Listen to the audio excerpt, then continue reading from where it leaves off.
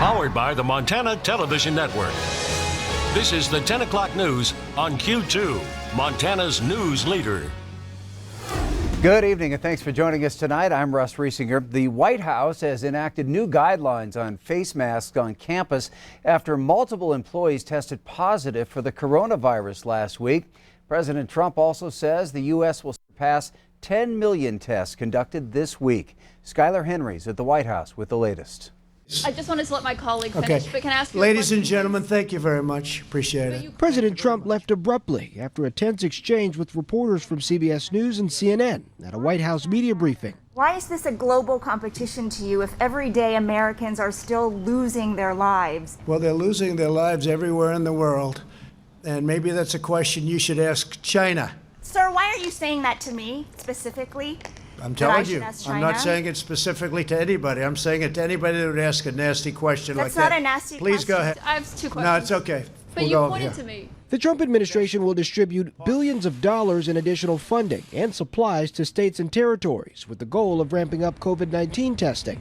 It comes as the FDA has issued emergency use authorization for a new antigen test that provides results in just minutes. Quidel had this authorized by the FDA, and as the president said, we'll soon be making over 300,000 tests per day. The White House also issued a memo requiring all employees to wear face masks, except at their desk after the vice president's press secretary and one of the president's valets tested positive for COVID-19 last week. 3 members of the task force, Dr. Anthony Fauci of the NIH, CDC Director Robert Redfield, and FDA Commissioner Dr. Stephen Hahn are under self-quarantine. Just about everybody I've seen today has worn a mask. Yeah. Were you the one who required that, sir? Yeah, I did. I required it. All 3 self-isolating task force members are expected to testify Tuesday before a Senate panel remotely. The Republican chair of that committee, Senator Lamar Alexander, is also self-isolating after a member of his staff tested positive for the coronavirus. Skylar Henry, CBS News, the White House. House Democratic leaders sent a memo to members saying the full House could possibly return to Washington by Friday at the earliest. Well, Montana will ramp up testing and tracing this week. Governor Steve Bullock announced that today. The state has received an additional 19,500 swabs and other supplies to test Montanans with COVID-19 symptoms. In a news release, Bullock says it's critical to have access to supplies to identify new cases and ambitiously contact trace to remove chains of transmission and contain the virus. Bullock would like to get to 2,000 tests per day and prioritize testing in nursing homes, tribal communities, and continue testing people with symptoms. There were 865 tests completed in the last 24-hour reporting period. Well, late this afternoon, Bighorn County confirmed its 4th case of COVID-19. This new case, a woman in her 20s. Health authorities have begun tracing the contacts of this new case. As with previous cases, all close contacts will be notified, interviewed, and given instructions for further action if required. Due to limited testing supplies in Bighorn County, people who are not named as a close contact and are not sick should not seek testing. Well, this case actually leaves the state total at 459 and the active cases at 20. That's because the Jefferson County Health Department says a new active case reported over the weekend is a man who has not been in Montana for several weeks and did not acquire COVID-19 here. In Wyoming, 6 new confirmed cases today, bringing the state's total to 510 now, but 451 of those people have recovered. And here's some actual good news tonight related to the COVID-19 crisis in Montana. Insurance companies doing business in the state have handed out rebates or rate reductions totaling some $20.7 million this year because of reduced claims. State Insurance Commissioner Matt Rosendale's office released those numbers today. Most of that money is on auto insurance policies because Montanans have been driving far less during the crisis and filing fewer accident claims. Rosendale says his office has expedited regulatory procedures to ensure the money gets back in the hands of Montanans as quickly as possible. His office estimates that insurers are giving money back on nearly 500,000 policies. The companies returning the most money include State Farm at nearly $8 million on auto policies and Geico at $3.7 million. About 24 companies have returned money on their policies in Montana, according to the insurance commissioner.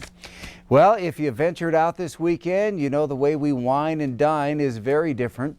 Q2's Mitch Legge touched base with some local favorites to see how they fared. Some Billings restaurants are getting back into the swing of being open after almost 2 months of being closed. It's been a little up and down, but it's been some good nights and some slower ones. We're still doing a lot of to-go orders. Bistecca at the Granary has kept up with its new to-go service while it let customers into the dining room last week. Preparing food for both services at the same time has been a challenge.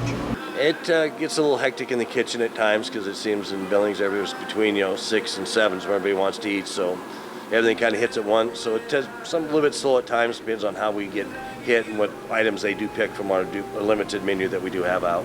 The usual 300-person capacity at Bistecca has been reduced by half by removing tables, and menus have been changed to be disposable, among other sanitation procedures.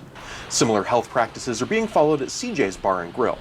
Ownership there said the regulars all stopped by last week and were understanding about not being able to have a seat at the bar. Everyone coming in here, the whole city has been more understanding with what's going on. We're not alone. They understand that they want to come out here and they want to come to a safe environment, and they trust that we're providing a safe environment, and truly I think we have been. Burton said the casino at CJ's has been a little more tough to keep sanitized, with gamblers often wanting to switch machines when they're not winning. But he said his staff is keeping up with it, and signs are available to temporarily close machines if they need to be sanitized. That's kind of hard to police, but the casino staff's done a great job of managing that situation and kind of going forward with it. Staff at both restaurants said business was big in-house and for takeout on Mother's Day over the weekend. Friday night was a good night. Saturday was decent, and then last night would be in Mother's Day. We had a lot of to-goes, but we also had a lot of people come in and sit down and enjoy it with their mothers and their families, so it was good. The restaurant staff thanked the Billings community for its support during the COVID-19 pandemic. In Billings, Mitch Legge, MTN News. All right, thanks, Mitch. And Mitch says that CJ's was able to keep its kitchen staff employed during the shutdown and hired all the front of house staff back. At Bistecca, some kitchen staff positions had to be cut, but most of the servers were hired back on. All right. Turning to Chief Forecaster Bob McGuire, it may be May, but a lot of us saw a few snowflakes out there. Not, a little rare, but not totally unusual. Yeah, we're kind of thinking about, well, do we normally get that? So we started looking at the figures, and here's what we found out. Take a look. Of course, obviously, for this year, we've had, in 2020, we've had a trace of snow. We saw it today, saw some over the weekend, and we're probably going to see some more snow tomorrow. But what about later on? Well, in 2019, we had 0.04 inches of snow.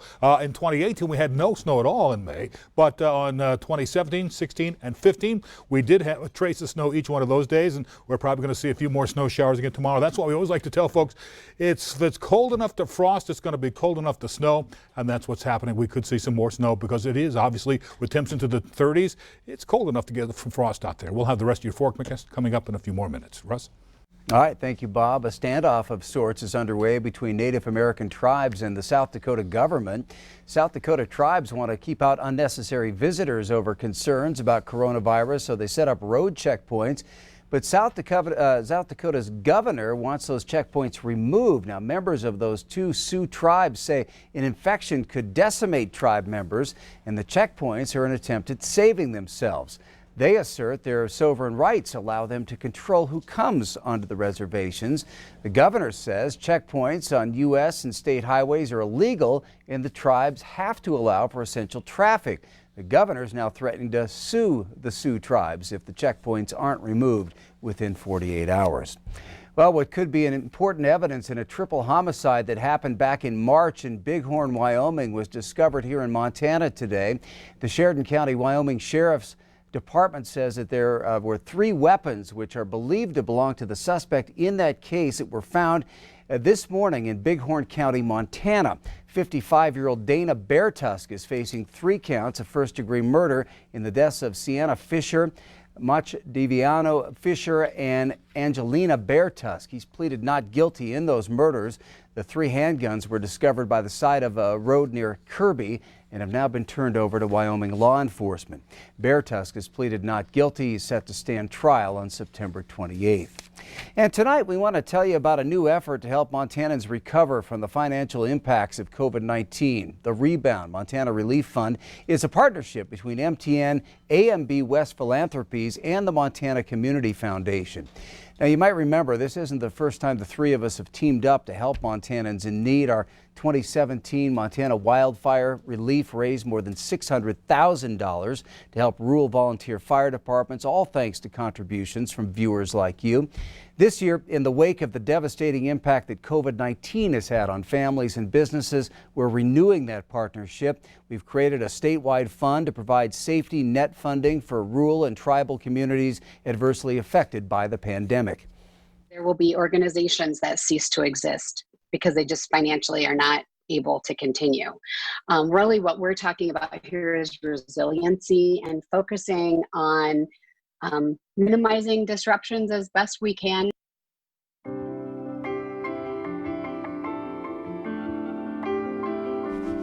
If you can contribute, you're asked to go to ktvq.com/relief. There you can access various funds that have been set up.